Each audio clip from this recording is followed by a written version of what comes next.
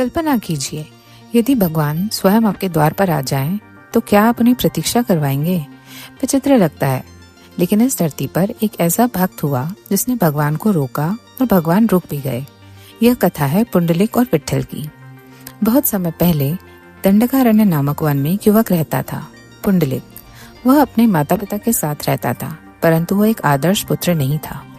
वह अपने माता पिता की उपेक्षा करता, उनसे कठोर व्यवहार करता, उन्हें बोझ समझता।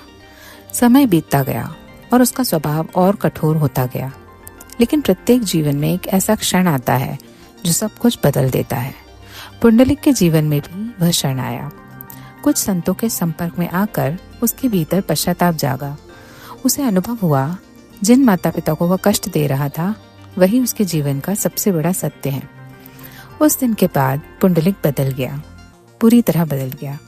अब उसका जीवन केवल एक ही उद्देश्य बन गया, माता पिता की सेवा। वह उनकी हर आवश्यकता को ध्यान रखता, दिन रात उनकी सेवा करता, रात्रि में उनके चरण दबाता और उनके आशीर्वाद में ही संतोष पाता।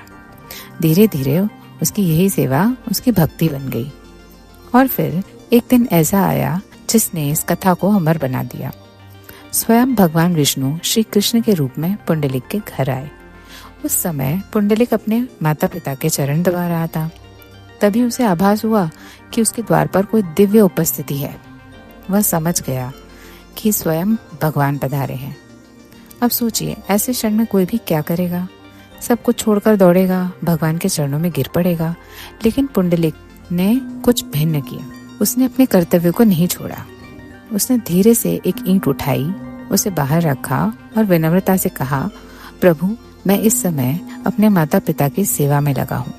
कृपया कुछ क्षण प्रतीक्षा करें और कृपया इस ईंट पर खड़े हो जाइए ताकि आपके चरण कीचड़ से सुरक्षित रहें। और तब यह अद्भुत दृश्य बना।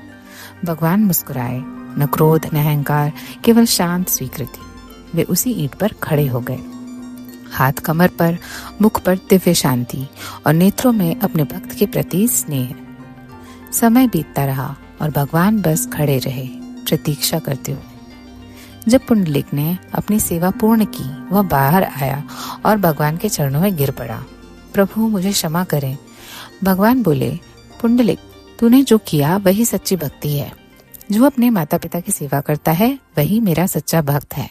पुंडलिक ने निवेदन किया, प्रभु, अब इसी रूप में यहाँ विराजमान रहें ताकि सभी लोग आपको देखकर सीखें कि भक्ति क्या है और कर्तव्य क्या है।